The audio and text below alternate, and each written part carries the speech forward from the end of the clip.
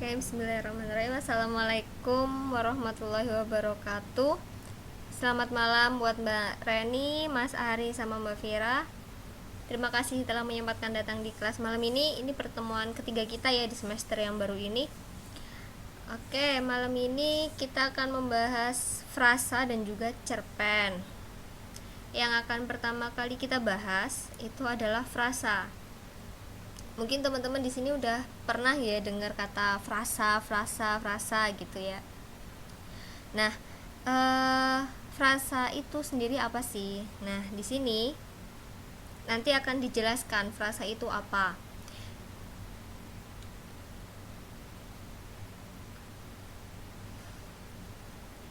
Oke, frasa itu sebentar. Hasil.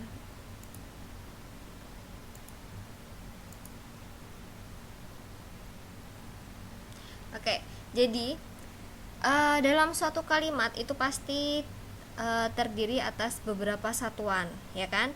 Dan satuan-satuan itu nanti juga akan terdiri atas satu kata atau lebih dari satu kata.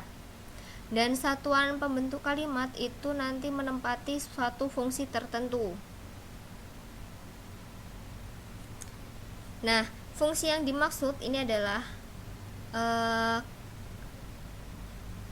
subjek, predikat, objek, pelengkap, dan juga keterangan. Fungsi-fungsi ini itu boleh ada atau tidak di dalam suatu kalimat. Nggak ada suaranya. Aduh, sebentar. Mbak Rani, Mbak Vira, suara saya kedengeran nggak?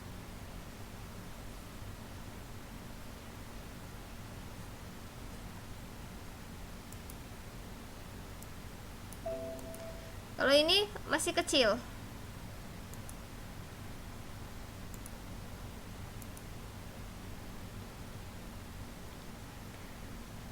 Mas Ari, suara saya udah kedengeran?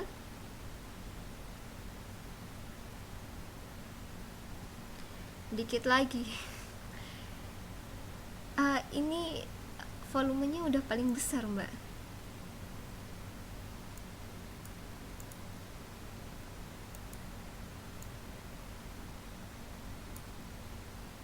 Tempat Mbak Vira jelas ya?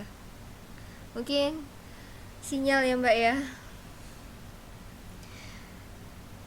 Oke, jadi fungsi yang dimaksud itu ada. Mbak Vira ingat ya, jangan dipanggil Bu. Kalau khusus saya jangan dipanggil Bu ya. Fungsi yang dimaksud itu adalah ada subjek, predikat, objek, pelengkap, dan juga ada keterangan. Dan dari keempat ke 5 fungsi ini itu boleh ada atau boleh tidak ada di dalam suatu kalimat. Nah, yang wajib ada itu adalah subjek dan juga predikat. Yang fungsi yang harus ada ya, itu adalah si subjek sama si predikat ini. Dan fungsi dalam suatu kalimat itu bisa terdiri dari kata, frasa, maupun klausa.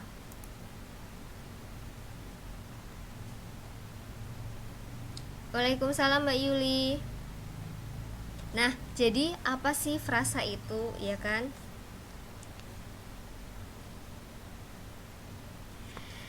Frasa itu adalah kesatuan yang terdiri atas dua kata atau lebih yang masing-masing mempertahankan makna dasar katanya.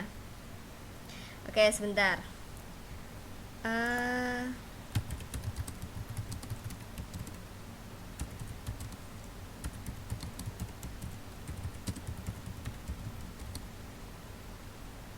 Oke, sekarang bisa ya Mas Ari ya?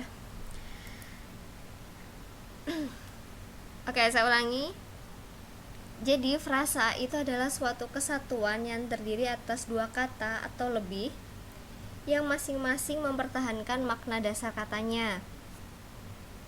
Sebuah frasa ini memiliki suatu unsur inti atau pusat, sedangkan unsur yang lain itu disebut penjelas. Contohnya nih, petani muda, tepi sawah, dan lereng gunung. Kata petani, tepi, dan juga lereng itu adalah merupakan unsur inti, sedangkan kata muda, sawah, dan juga gunung itu merupakan unsur penjelas. Frasa itu juga dikelompokkan menjadi dua. Ada frasa endosentris dan juga ada frasa eksosentris. Kalau frasa endosentris ini dia terdiri atas inti dan juga penjelas.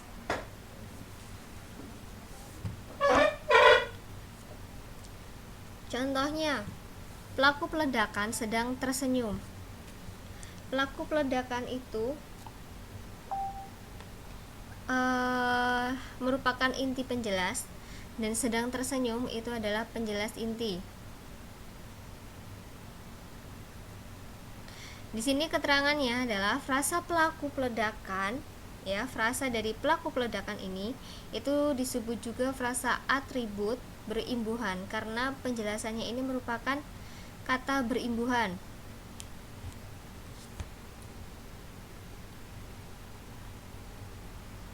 Kemudian contoh lainnya, masyarakat Indonesia sangat mengecam tragedi berdarah tersebut. Masyarakat Indonesia ini merupakan inti penjelas, sangat mengecam itu penjelas inti, tragedi berdarah itu merupakan inti penjelas. Tragedi berdarah itu disebut atribut berimbuhan karena penjelasannya ini merupakan kata yang berimbuhan. Ini salah satu jenis frasa endosentris ya. Jadi ada frasa endosentris atributif. Kemudian selanjutnya ada frasa endosentris koordinatif. Jadi kalau jenis frasa yang ini itu unsur pembentuknya merupakan kata yang sederajat kedudukannya. Contohnya, mereka menangis dan meratapi nasibnya. Menangis dan meratapi di sini dia memiliki satu kedudukan yang sama ya. Satu menangis dan satu meratapi. Lalu jenis yang ketiga dari frasa endosentris adalah frasa endosentris apositif. Dia ini bersifat keterangan yang ditambahkan atau diselipkan. Contohnya nih, Pak Andi, camat kami, ini merupakan keterangan tambahan ya, atau keterangan yang diselipkan sedang menghadiri pertemuan. Masih banyak lagi contoh untuk beberapa jenis frasa ini.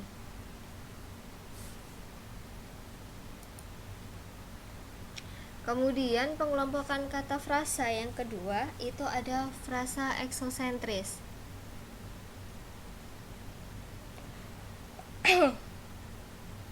Jadi kalau frasa ini bila gabungan tersebut berlainan kelasnya dari unsur yang membentuknya, kedua gabungan kata tersebut tidak dapat dipisahkan karena merupakan satu kesatuan. Ini penjelasan dari frasa eksosentris ya.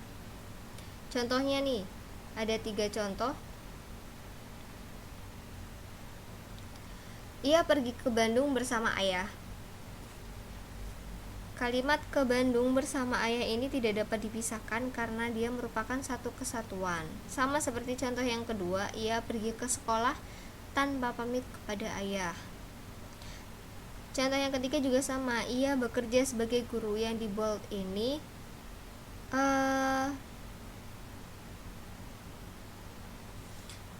gabungan katanya ini nggak bisa dipisahkan ya. Ini yang disebut sebagai frasa eksosentris. Selanjutnya ada juga penggolongan frasa berdasarkan kelas kata.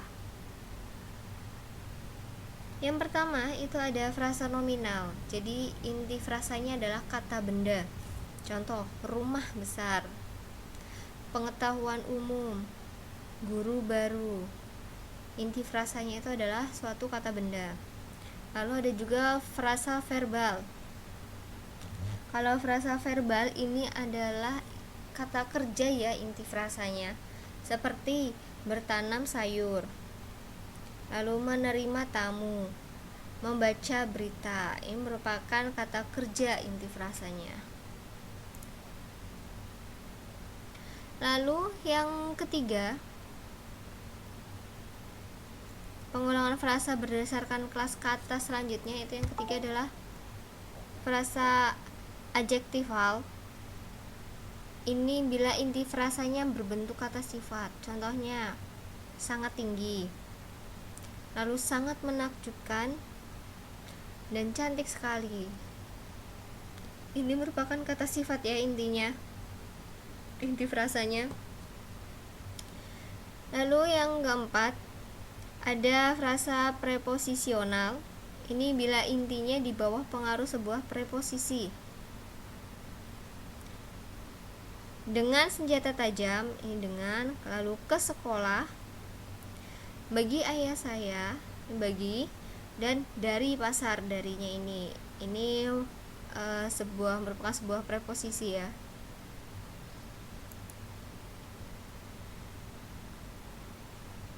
Nah, ada juga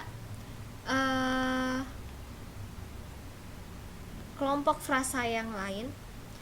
Ada dua jenis kelompok yang lain juga dari frasa, itu ada frasa setara dan juga bertingkat.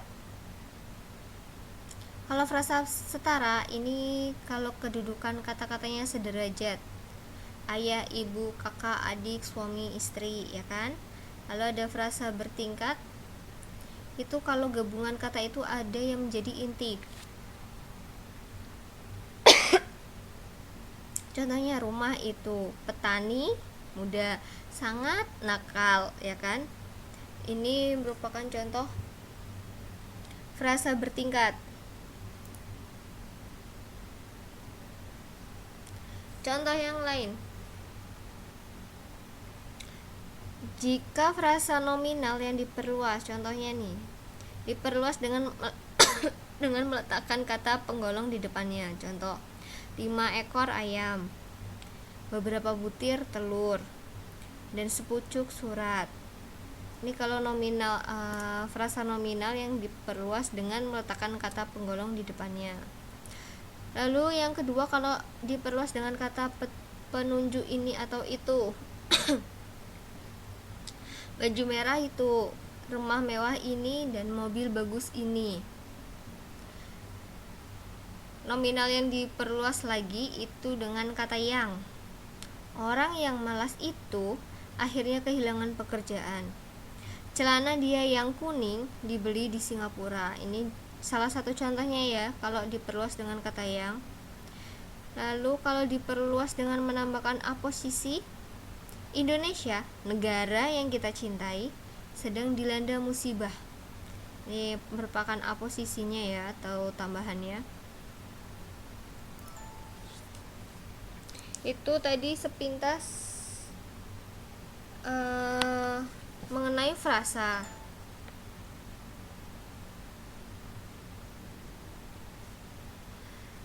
Sekarang kita masuk ke cerpen. Mungkin di sini teman-teman udah ada yang pernah bikin cerpen. Saya tanya dulu sebelum kita mulai ke materinya.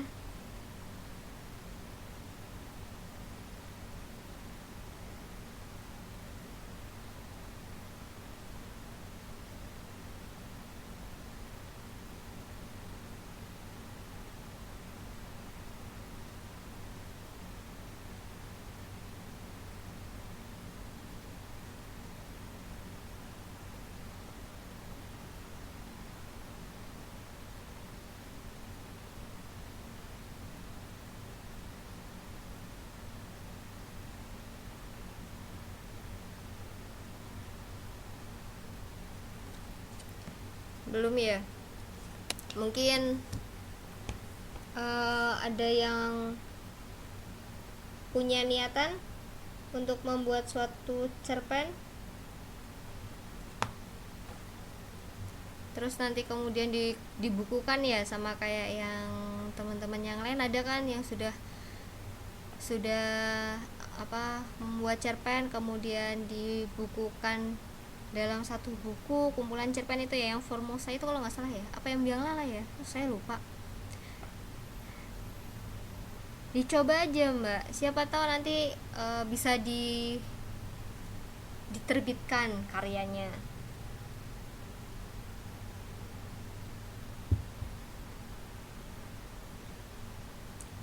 Oke. eh apa ya, kita masuk ke bahasan cerpen. Siapa tahu dari bahasan ini nanti bisa sedikit menambah wawasan buat teman-teman yang mau membuat cerpen ya. Jadi cerpen itu biasa juga disebut dengan cerita pendek yang merupakan suatu bentuk prosa naratif fiktif. Cerpen itu cenderung singkat, padat dan juga langsung pada tujuannya dibandingkan dengan karya-karya fiksi lain yang lebih panjang seperti novela dan novel. Cerpen pengertian lainnya itu merupakan salah satu jenis karya sastra yang memaparkan kisah atau cerita mengenai manusia beserta seluk-beluknya lewat tulisan pendek dan singkat. Ada juga yang mengatakan bahwa cerpen itu adalah sebuah karangan fiktif yang berisi mengenai kehidupan seseorang ataupun kehidupan yang diceritakan secara ringkas dan singkat yang berfokus pada suatu tokoh saja. Cerpen atau cerita pendek itu biasanya dia memiliki kata yang kurang dari 10.000 kata atau kurang dari 10 halaman saja. Selain itu, cerpen hanya memberikan sebuah kesan tunggal yang demikian serta memusatkan diri pada salah satu tokoh dan hanya satu situasi saja. Beda ya sama novel yang ceritanya lebih kompleks. Kalau cerpen itu lebih pendek ya namanya juga cerita pendek ya, dan fokusnya ini hanya pada satu tokoh saja. Ya, singkat, padat dan berisi ya, tapi mengena.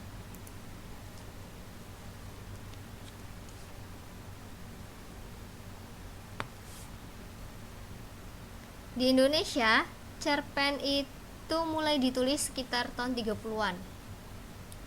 Kumpulan cerpen yang pertama itu adalah Teman Duduk karya M. Kasim, itu tahun 36 ya, 1936. Cerpen kemudian dikembangkan oleh pengarang pujangga baru seperti Armin Pane dan Hamka. Pernah dengar nama beliau-beliau ini? Atau jangan-jangan baru dengar ini?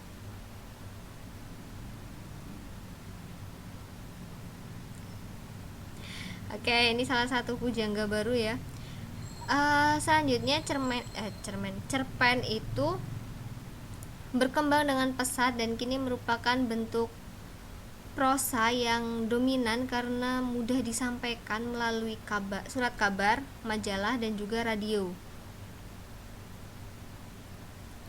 Bahkan ada majalah yang semata-mata itu memuat cerpen. Dan Suman HS itu dikenal sebagai bapak cerpen dan novelis Indonesia. Serta novel pertamanya adalah Kasih Tak Terlerai, ini tahun 1929 ya. Bapak cerpen dan novelis Indonesia. Ada beberapa ciri-ciri dari cerpen. Yang pertama, itu jalan ceritanya lebih pendek dari novel.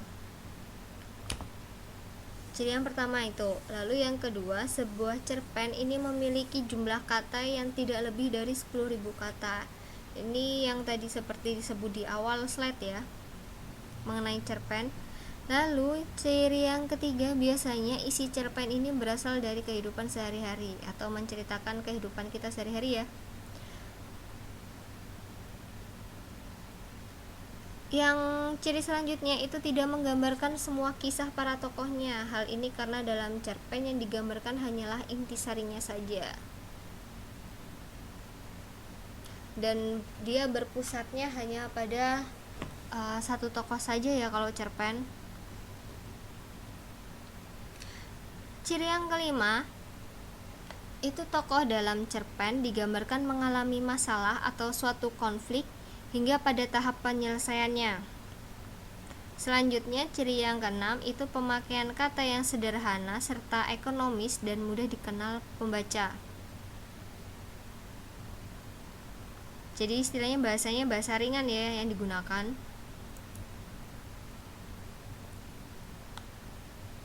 Ciri yang ketujuh itu kesan yang ditinggalkan dari cerpen tersebut sangat mendalam sehingga pembaca dapat ikut merasakan kisah dari cerita tersebut. Jadi cerpen itu harus bisa mengena ya. Ciri yang kedelapan itu biasanya hanya satu kejadian saja yang diceritakan.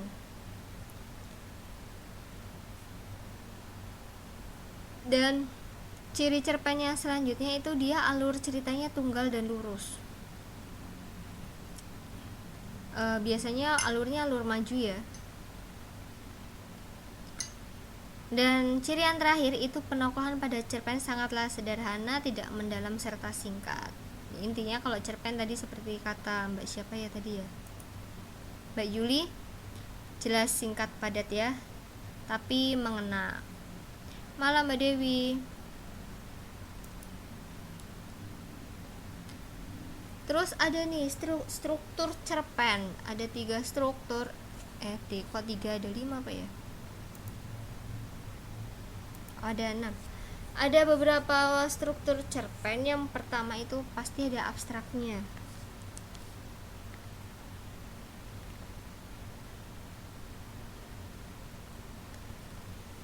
Abstrak ini merupakan ringkasan atau inti dari cerita pendek yang akan dikembangkan menjadi sebuah rangkaian-rangkaian peristiwa atau bisa juga sebagai gambaran awal dalam cerita.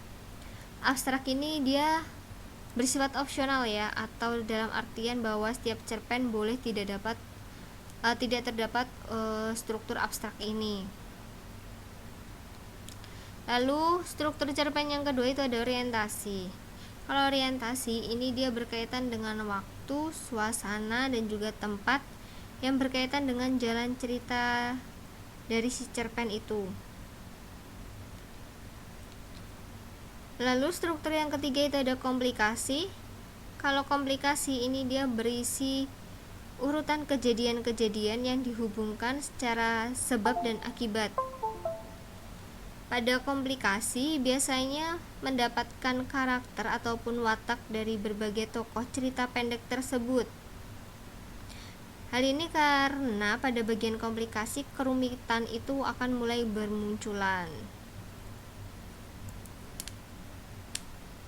Nah, struktur cerpen yang keempat ada evaluasi. Kalau evaluasi ini struktur konflik yang terjadi dan mengarah pada klimaks serta sudah mulai mendapatkan penyelesaiannya dari konflik yang sedang terjadi. Setelah evaluasi itu ada resolusi. Kalau di resolusi ini pengarang mulai mengungkapkan solusi yang dialami dari si tokohnya itu. Kemudian yang terakhir itu ada koda. Pada bagian koda terdapat nilai ataupun pelajaran yang bisa kita ambil dari cerpen tersebut oleh pembaca. Jadi kita kalau bikin cerita atau karya sastra harus ada istilahnya nasihat yang bisa kita ambil ya.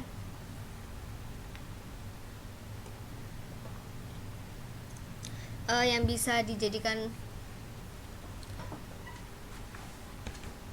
apa ya istilahnya ya, pelajaran untuk kita seperti itu. Kemudian mengidentifikasi alur, penokohan, dan latar dalam cerpen itu sebab selanjutnya ya. Jadi mengidentifikasi cerpen itu bisa dilakukan berdasarkan 2 unsur, yaitu ada unsur intrinsik dan juga unsur ekstrinsik. 2 unsur ini selalu ada di dalam setiap karya sastra ya.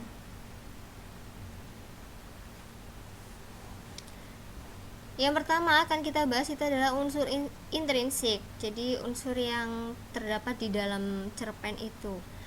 Unsur intrinsik itu yang pertama ada alur. Berdasarkan hubungan tersebut, setiap cerita itu memiliki pola alur.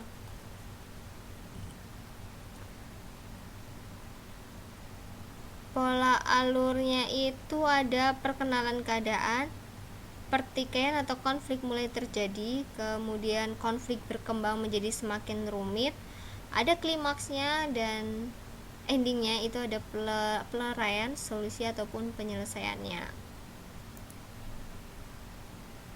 Kemudian penokohan. Penokohan ini masuk ke unsur intrinsik juga ya.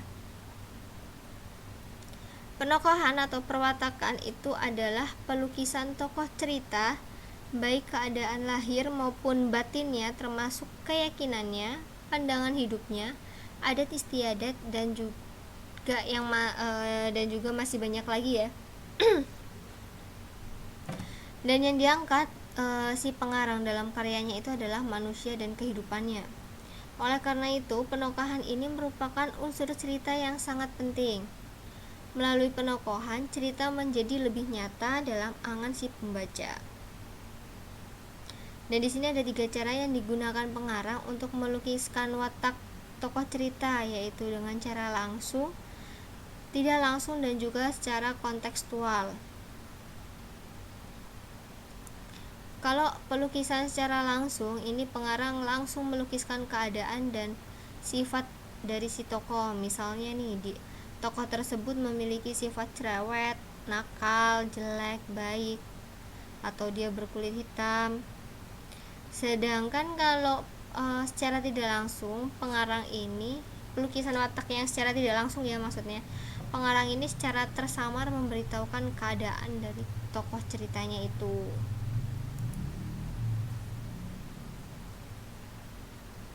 Watak tokohnya itu bisa disimpulkan dari pikiran, cakapan, dan juga tingkah laku tokoh, bahkan dari penampilannya.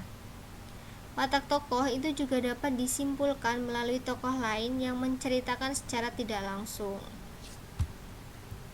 Sedangkan pelukisan kontekstual ini adalah watak tokoh yang dapat disimpulkan dari bahasa yang digunakan pengarang untuk mengacu kepada si tokoh.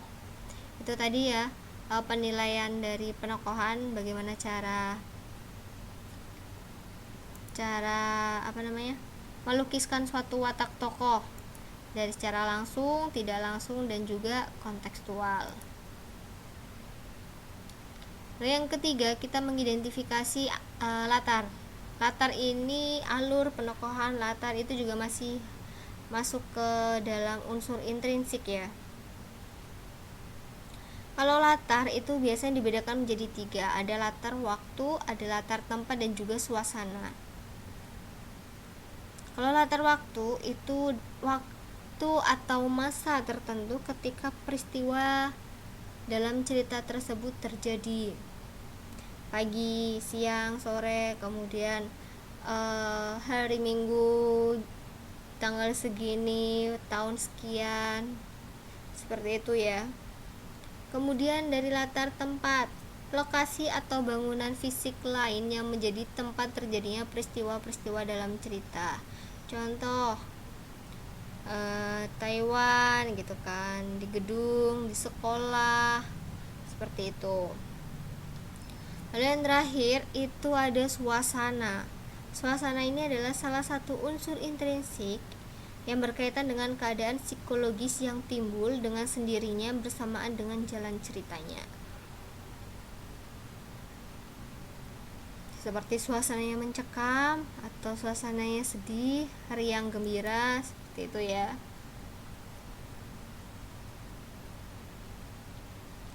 Suatu cerita itu akan menjadi menarik karena berlangsung dalam suasana tertentu.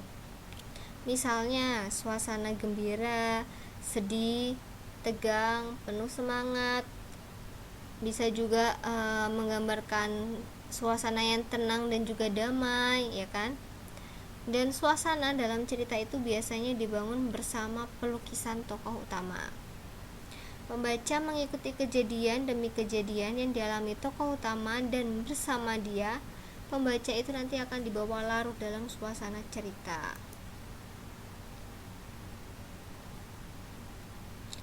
Selanjutnya kita akan bahas mengenai nilai-nilai dalam cerpen. Kalau nilai-nilai dalam cerpen itu ada nilai moral dan juga nilai keagamaan.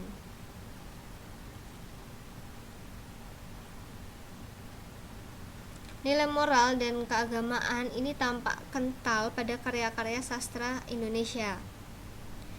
Nilai moral dalam karya sastra itu biasanya mencerminkan pandangan hidup pengarang yang bersangkutan. Dan tentunya pandangan pengarang itu nanti diakui sebagai nilai-nilai kebenaran olehnya dan ingin disampaikan kepada pembaca melalui karya sastra. Nilai moral dan nilai keagamaan ini tidak dapat dipisahkan satu dengan yang lainnya. Pandangan hidup yang berhubungan dengan moral itu bersumber dari nilai keagamaan. Seseorang bisa dikatakan orang bermoral karena orang itu beragama. Dan moral itu lebih dekat hubungannya antara manusia dengan manusia, sedangkan agama hubungannya antara manusia dengan Tuhan. Itu mengenai nilai moral dan juga nilai keagamaan ya. Nah,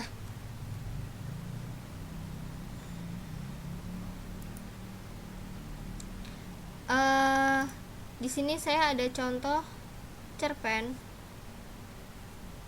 Senyum Sang Senja. Ada yang mau membacakan? Ada 2 cerpen ya. Terus Kisah Manis yang Terkenang. Ada 3.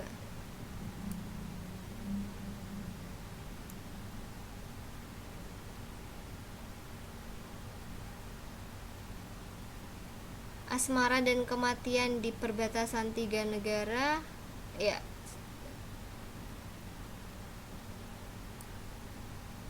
Siapa yang mau membacakan cerpennya?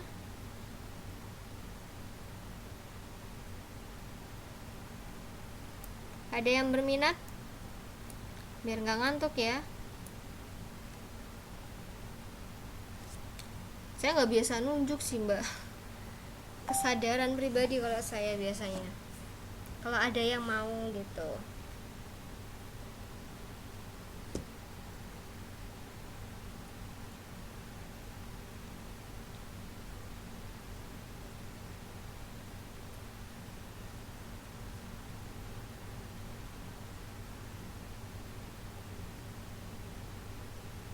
Oke, siapa yang mau?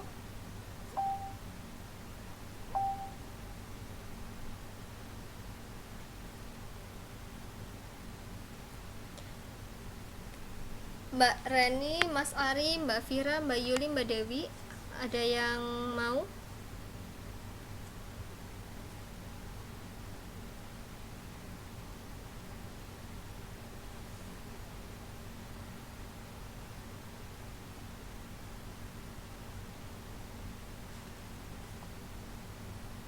Oke, Mbak Reni kita coba ya, semoga audionya bisa.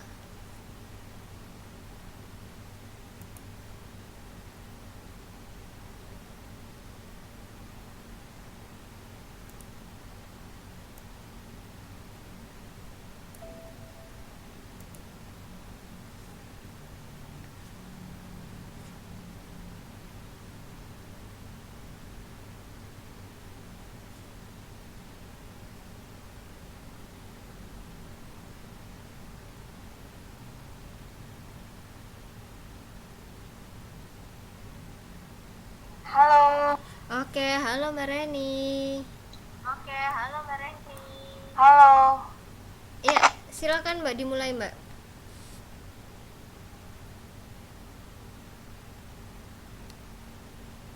Mbak Ren? Kok nggak ada suaranya ya? Halo?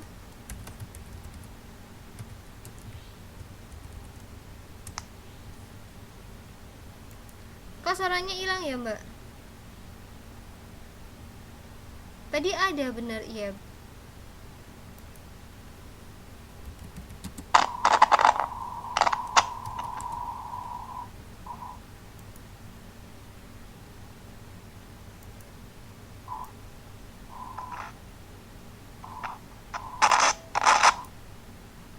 Halo Mbak Rani? Halo. Oke, ada Mbak. Bisa dimulai Mbak, silakan.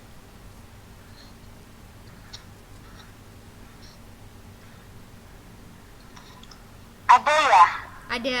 Bisa, silahkan, bisa dimulai. Ku mencintaimu, Gaza, bukan karena tampangmu, tapi keluhuran budimu. Mungkin kau berpikir aku sama seperti gadis yang sering mengejarmu itu, hina dina. Tapi aku tidak seperti mereka, aku tulus, kata gadis itu, tertunduk. Gadis bodoh, bagiku. Tak usahlah kau rendahkan dirimu seperti itu. Kau sama saja dengan gadis-gadis itu, tak ada apa-apanya. Dia masih merunduk, tak bisa ku baca rona wajahnya. Entah marah, kecewa, sedih, masa bodoh. Aku berlalu meninggalkannya sendirian, masih memata. Kini gadis itu kembali berdiri di hadapanku setelah 9 tahun terpisah. Ia masih Kok hilang? Halo? sama, santun dan ramah. Lama tak berjumpa, Gaza, apa kabar? Salam. Salam. Senyum. Baik. Kita ini kan kau Raudatul Jannah, kawan semasa SMA. Kini akan jadi pembimbing tesisku. Gadis yang dulu sempat kucampakan dengan kalimat kasarku, Tuhan, mengapa harus gadis ini? 3 bulan ya. Selamat Gaza, kamu lulus. Tak sia-sia dokter Rara membimbingmu selama ini. Berterima kasihlah padanya, kata Profesor Idharin Asyasi. Di sore yang indah, di tepi pantai kenangan, aku duduk bersama dokter Rara. Aku mengajaknya bertemu untuk mengucapkan terima kasih. Mengucapkan terima kasih juga untuk sesuatu yang lain. Terima kasih dokter, berkat kesabaran dokter dalam membimbing saya bisa lulus dengan nilai terbaik, kataku memecah kebisuan. Kau berlebihan, Gaza. Aku hanya sedikit membantu, selebihnya ada usaha dan kerja kerasmu sendiri. Hening. Suasana kembali hening. Tak ada yang berani membuka suara. Akhirnya aku pun memberanikan diri. Maaf untuk semua perkataan kasarku dulu. Aku yakin kau sangat terluka. Aku keterlaluan mencampakkan gadis sepertimu. Tak menghargai keberanianmu. Tak apalah, itu masa lalu. Sudah lama sekali. Aku tak terluka sedikit pun. Karena aku tahu kau tak benar-benar mengucapkan dari hatimu. Sungguh mulia gadis itu. Sungguh mulia hati gadis itu. Senyumnya merekah menembus relung hatiku yang terdalam. Aku memiliki perasaan itu, perasaan yang sama sepertinya waktu dulu, dan aku tak berani mengutarakannya. Aku sangsi ia akan menerimanya, mengingat perlakuan burukku terhadapnya dulu. Tapi rasa ini terus menyiksaku. Tak ada pilihan lain. Aku harus jujur. Aku mencintaimu, hening. Hanya deburan ombak yang mengiringi keberanianku itu. Dengan sesungging senyum, ia berujar, aku masih sama, tak pernah berubah, masih mencintaimu hingga detik ini. Aku tertegun, tak percaya ia akan berkata seperti itu. Tapi aku bahagia yang tak terdefinisi.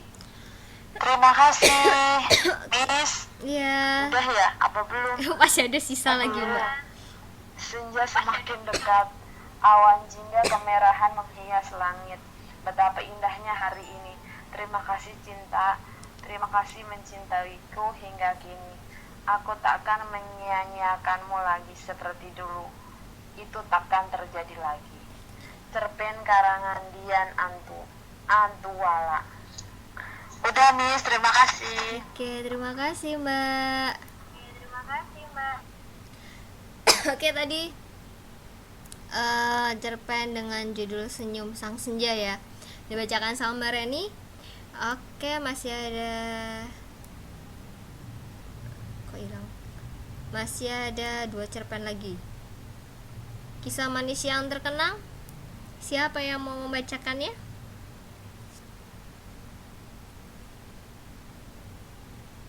Oke, Mbak Dewi ya. Bismillah. Oke, habis ini Mbak Vira ya.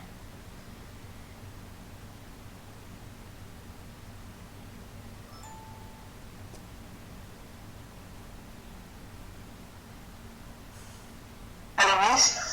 Oke, halo Mbak. Iya, silakan. Kisah Manis Yang Terkenang, karya Taksirat Nisa. Namaku Sila, aku anak tunggal keluargaku. Ayah dan ibu sangat sayang kepadaku. Jika aku menginginkan sesuatu, pasti terpenuhi.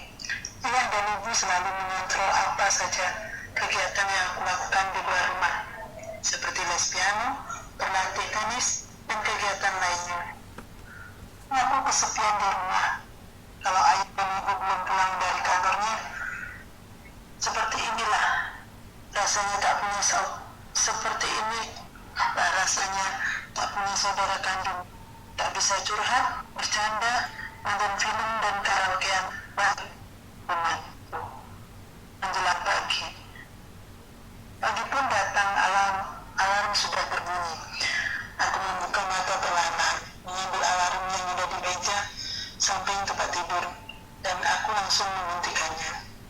Walau mataku belum sepenuhnya terbuka, tapi aku segera bergegas ke kamar mandi. Kuambil handuk yang berwarna kuning dari dinding samping kamar mandi, lalu kurasakan dinginnya air yang mengalir di tubuhku, membangunkan jiwa ragaku. Makanya aku langsung membuka mata selebar mungkin. Setelah mandi dan salat subuh, aku langsung bersiap memakai pakaian seragam sekolahku. Sambil memasang ikat pinggang, kubuka tirai jendela kamarku yang berbalut warna biru muda itu.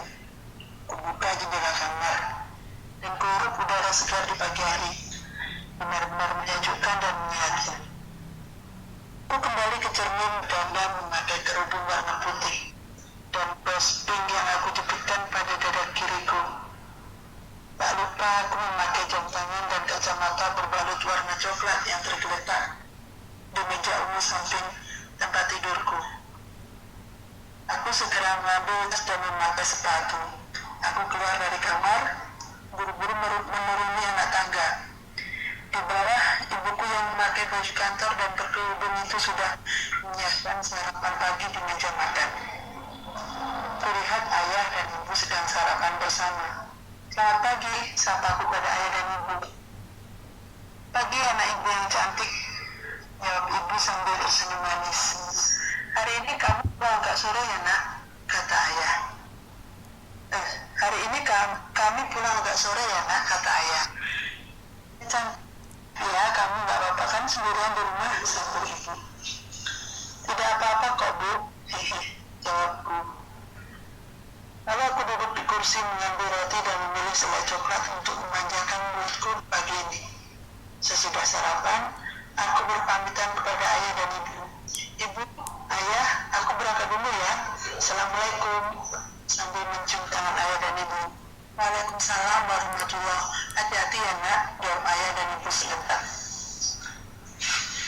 Karena jalan ke sekolahku dan kantor mereka tidak searah, aku berangkat sendiri ke sekolah, tidak diantar ayah dan ibu. Aku pernah diantar oleh ayah saat ayah sedang libur.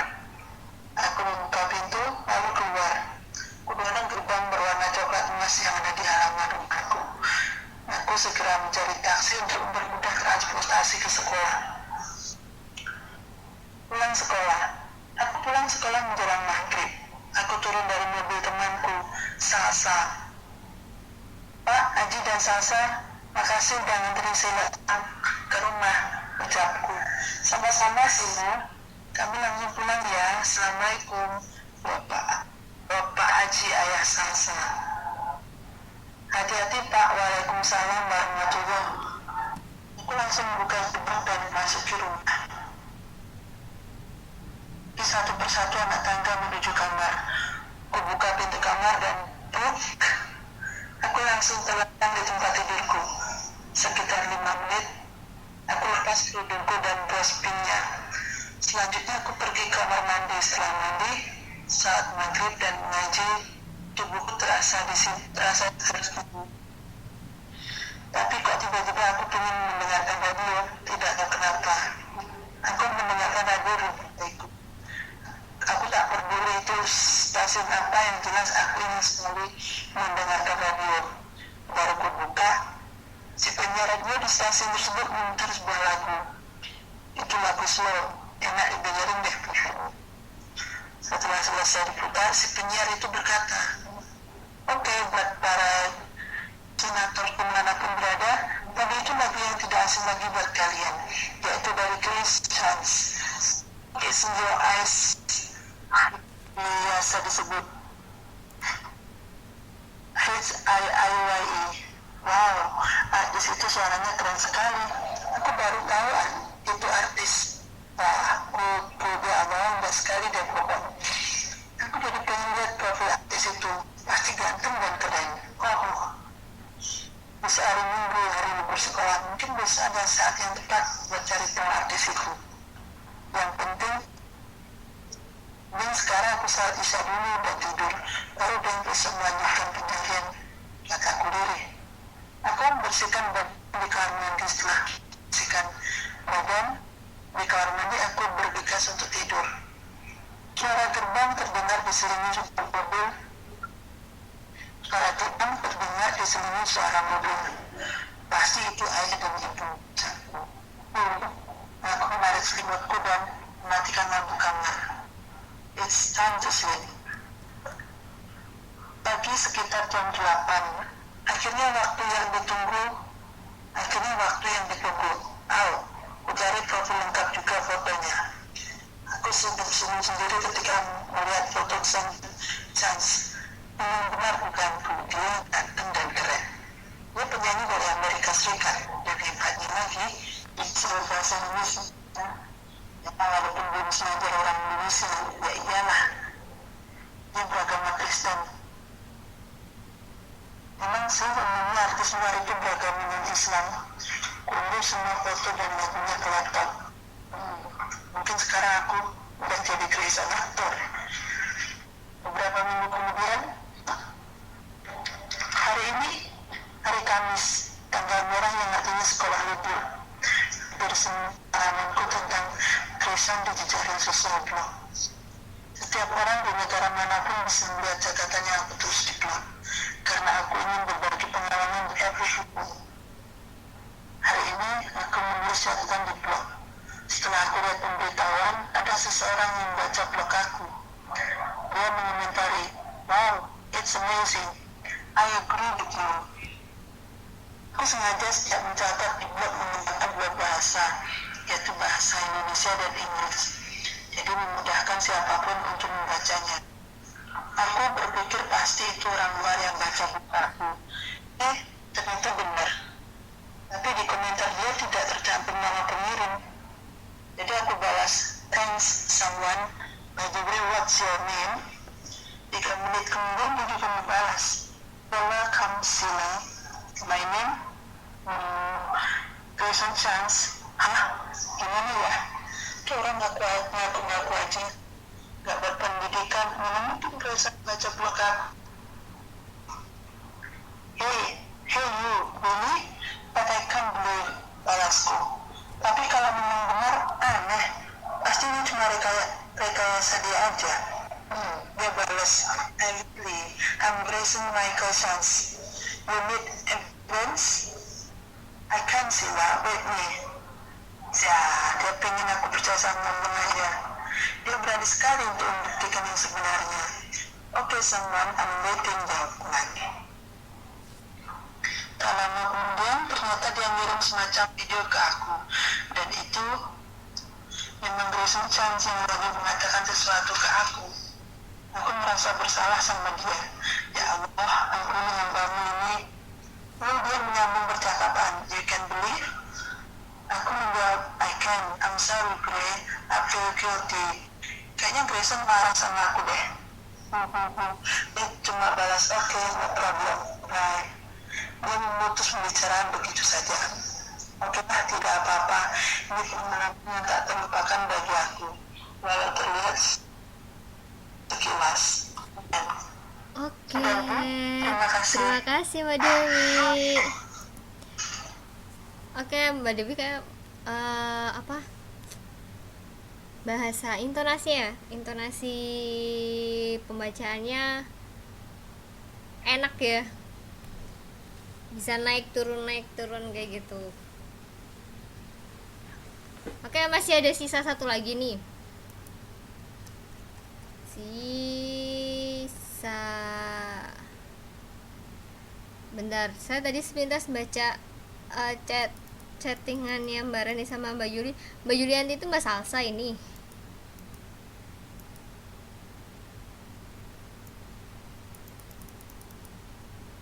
Walah. Makanya kok namanya, tapi kok pakai nama Mbak Yulianti sih Mbak?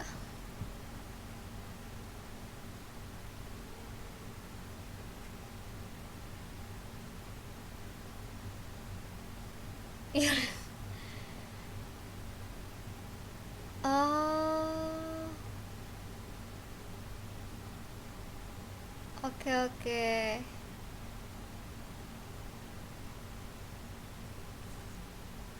Wah. Ya sudahlah, enggak apa-apa. Oke, ini yang terakhir. Cerpen terakhir.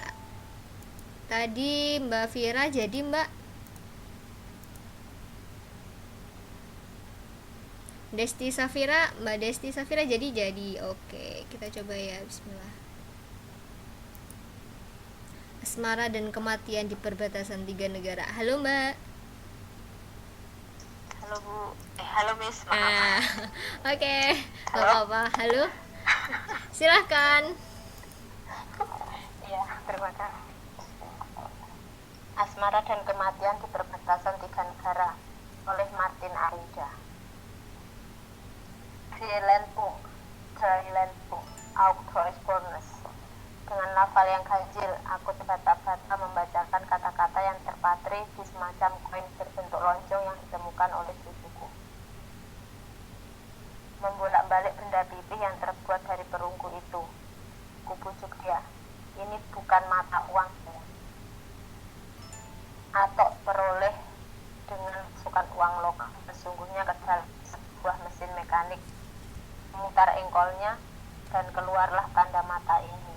Oleh-oleh untukmu dari titik pertemuan negara antara Jerman, Belanda dan Belgia yang masih terselip di sakuku.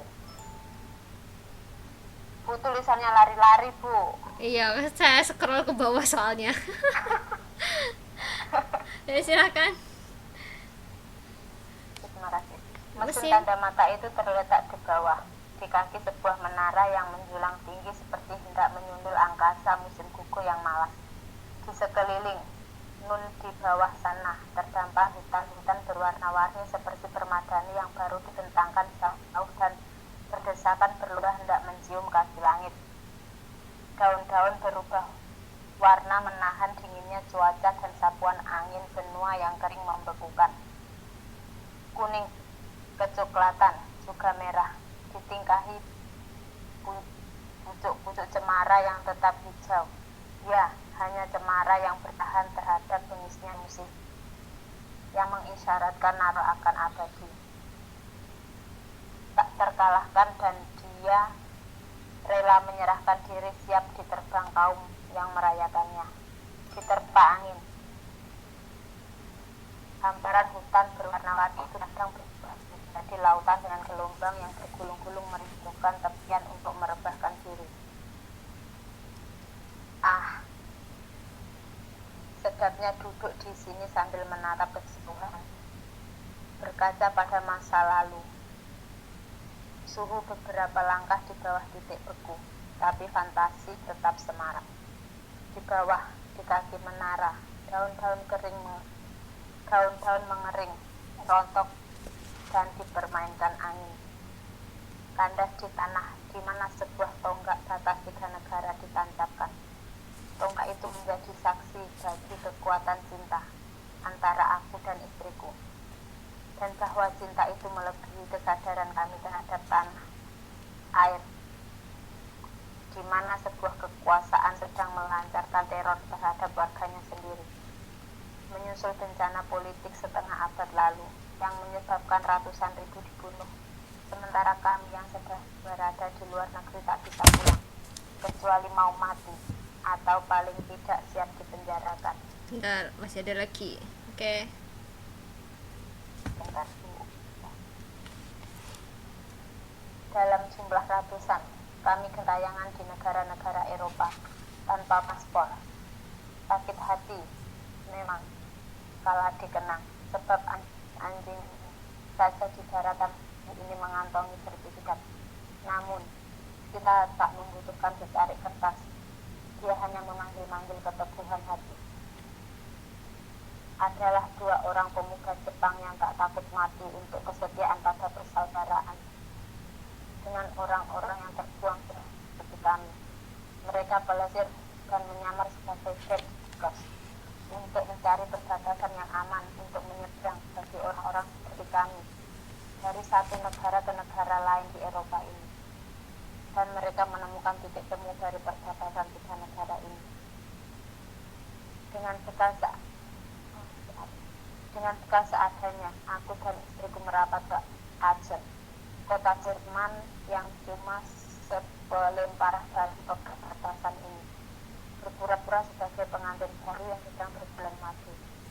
Beberapa kali kami ke sini, duduk di bangku, malas untuk mengenalinya dengan seksama.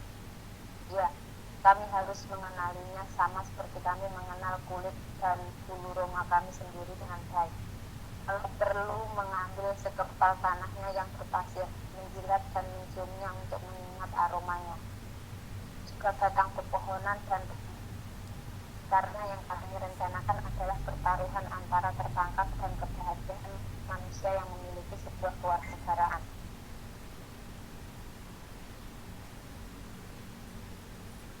Hutannya tidak selebat dan seganas hutan Nantalu di kampungku. Tak jauh dari sungai Asahan, jauh lebih ramah, renggang, lebih tepat seperti hutan karet kelihatannya. Mudah menyelinap di antara pepohonan yang muda, ramah pula. Aku dan istri lahir ketika Belanda belum mengakui republik. Jadi, kalau kami mengajukan permohonan kewarganegaraan di negara itu, tentulah lebih besar kemungkinannya diterima daripada mereka yang datang dari wilayah non-koloni penjajah Belanda. Paling tidak itulah pikiran kami.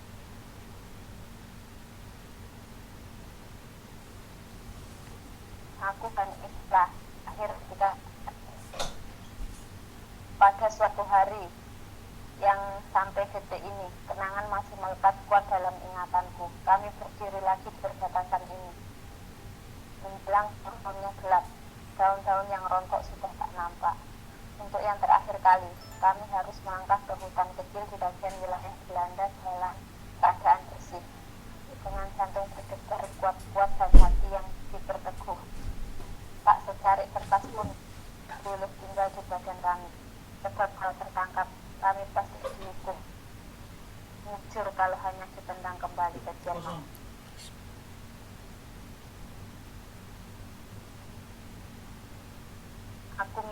Aku meminta istriku untuk menyerahkan kertas-kertas yang ada di dompetnya, melarang dia untuk menyubek-nyubeknya, sekalipun sampai sudah menjadi remah, sebab jajaran kertas itu bisa ditemukan kembali dan bisa dibaca lagi. Sambil bertiup, kertas itu mula-mula memang kudobek juga sampai sekecil-kecilnya, selumat-lumatnya. Tentu saja tidak untuk kubuang ke tempat sampah, tapi kukunya di dalam mulutku. Bercampur dengan air liur, gumpalan kertas itu terasa asing dan hambar di rongga mulutku. Kutelan, Iya, telah dan dengan tenggak dan dengan langkah pasti, namun dengan hati memikul beban pertaruhan. Kami menyuruh di antara pepohonan dan semak belukar, dan kami masuk menginjakkan kaki yang gemetaran di tanah rantau. Wilhelmina.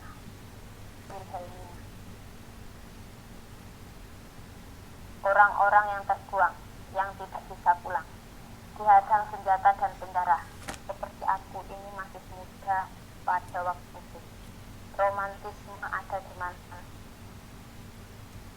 Tidak hanya di taman-taman kota atau mall, juga tidak dalam keterasingan yang tidak pernah kami bayangkan.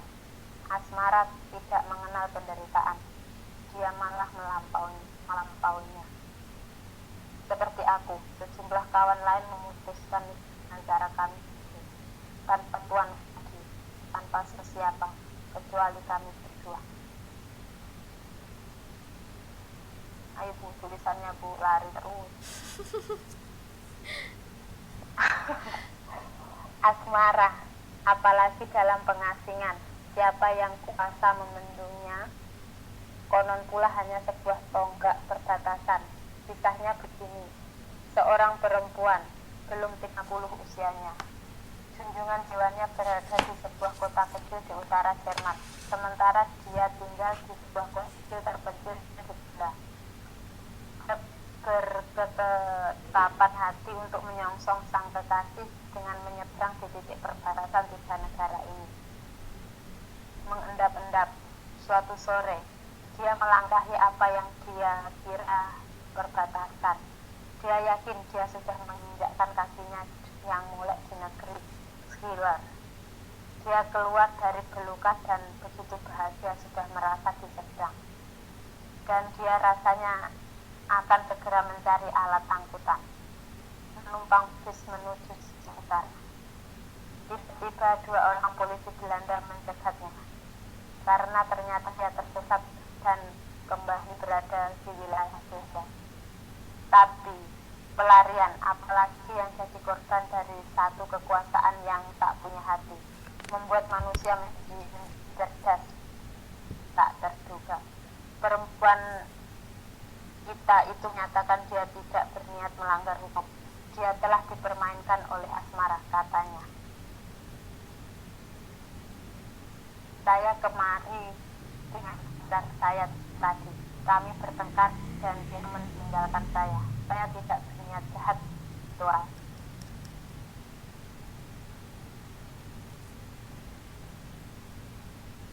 Tentulah hatinya bersorak setinggi langit ketika sepasang polisi tadi membiarkannya melenggang pergi.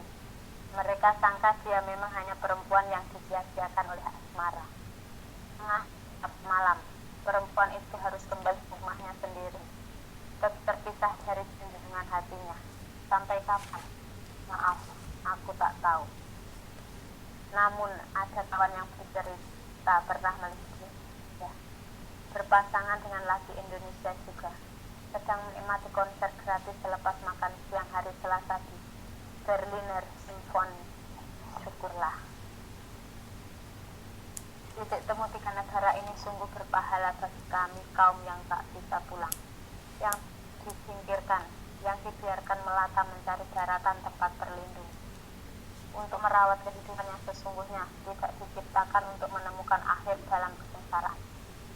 Cuma untuk mati, tapal batas ini tiada gunanya, karena tak seorang pun di antara kami yang tahu di mana bisa dibuka batas antara hidup dan mati. Pasukan berani mati seperti apapun takkan mungkin membantu kami menemukan jalan pelarian dari kematian.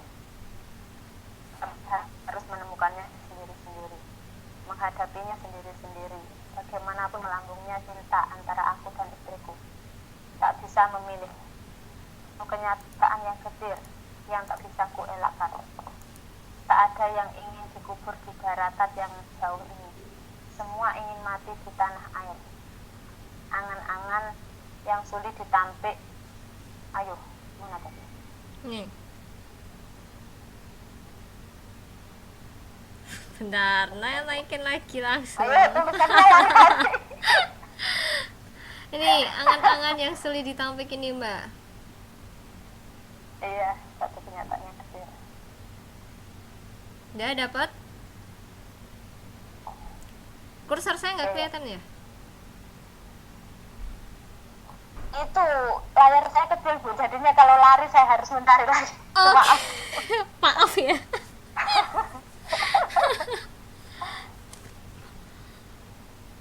Yang sulit ditampik ini, Mbak. Nggak kelihatan apa, Mbak? Kak, ya sudah. Oke. Kalau usia sudah usur ya, ada yang memutuskan menutup premi asuransi untuk mati secara Islam maupun Kristen. Sebab dengan jalan itu setidak-tidaknya kami bisa mati dengan baik-baik. Beriring doa. Kematian yang tidak bisa kami bayangkan 50 tahun yang lalu. Manakala kekuasaan yang zalim membiarkan kalau bukan mendorong gagal untuk menebas batang leher kami. Cuma sedikit di antara kami yang meninggalkan agama nenek moyang, memutuskan untuk dikrem dan abunya diterbangkan pulang dan dilarung di tumpah darah dan di kota-kota Eropa di mana kami pernah berlindung di kaki langitnya bertahan hidup. Maaf, atau sendiri ingin menemukan kematian dengan jalan yang mana daguku menggantung dibuatnya. Mulutku yang tua cuma bisa terenganga seperti mengundang air liur. Otakku mandek, bodohnya si tua ini. Jari-jariku bergetar menahan debar jantungku yang seperti kena tonjok pertanyaan hidupku ini. Aku cuma bisa berdiam diri. Aku tak tahu apakah pelupuk mataku hangat oleh bulir air mata karena pertanyaannya yang tajam itu. Aku hanya ingin izin tinggalku di Indonesia berakhir sehari lagi. Oke. Catatan. Catatannya nggak usah dibaca, nggak apa-apa, Mbak. Matiin aja. Terima kasih Bu. Oke, terima kasih Mbak Vira. Oke, terima kasih tadi yang sudah membacakan 3 cerpen ya. Mbak Reni, Mbak Dewi, sama Mbak Vira.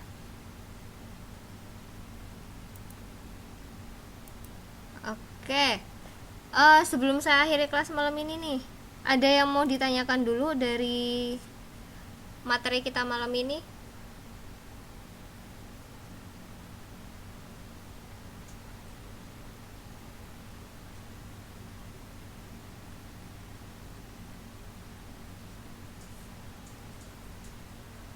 Nggak ada? Iya cepet Mbak, sebenarnya udah dari tadi. Ini juga jamnya udah ditambah-tambah sebenarnya. Oke, saya mau tanya dulu nih, dari 3 cerpen yang tadi udah dibacakan, kira-kira yang paling suka cerpen pertama, kedua, atau yang ketiga? Yang pertama, Senyum Sang Senja, itu Mbak Dewi. Mbak Yuli, Mbak Salsa berarti ya.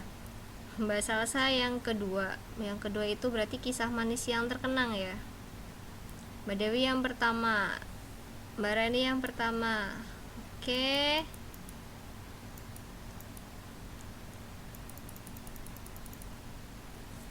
Rata-rata yang pertama ya, Senyum Sang Senja. Nggak ada yang ketiga nih, Kematian di Perbatasan 3 Negara, apa ya tadi judulnya kalau nggak salah.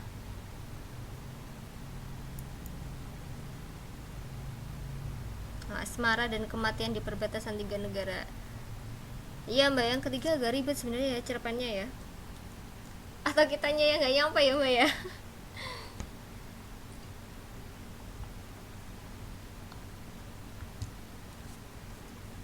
Oke,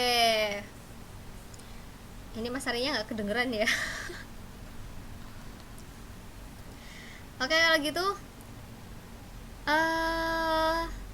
berarti kalau ada bacaan-bacaan lagi mungkin saya nyiapinnya yang happy ending aja ya. Untuk yang model-model cerpen ketiga nggak perlu kita masukkan, kita contohkan gitu ya. Ya nggak apa-apa juga sih Mbak sebenarnya Mbak, biar terkenang. Alah,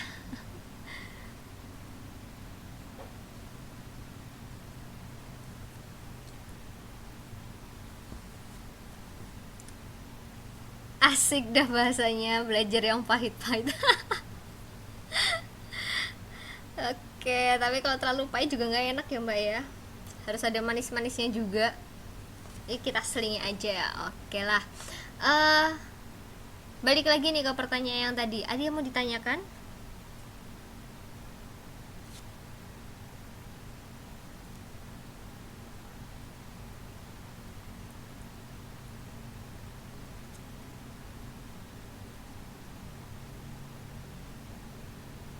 Namanya jenis apa? Ini sebenarnya contoh cerpen semua sih mbak. Cerpen jenis apa?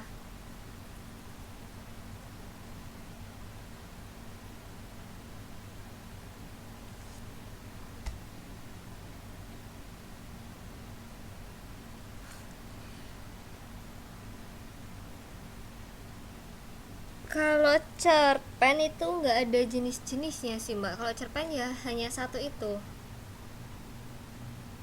Genre mungkin, iya.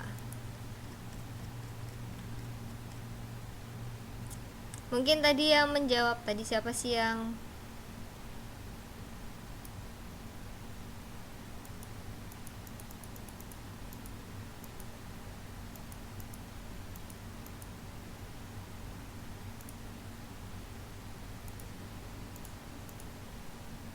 tadi yang kedua siapa sih? Oh mbak Salsa.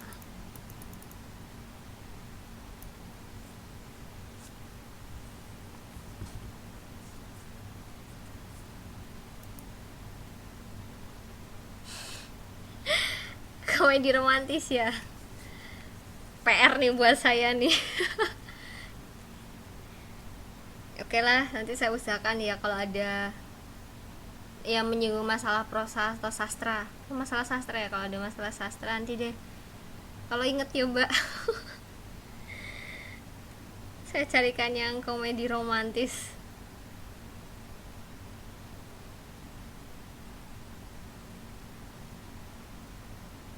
Boleh. Oke, jadi ini nggak ada yang mau ditanyakan nih untuk masalah frasa sama cerpen? Enggak, kalau nggak ada kita akhiri aja ya kelas malam ini.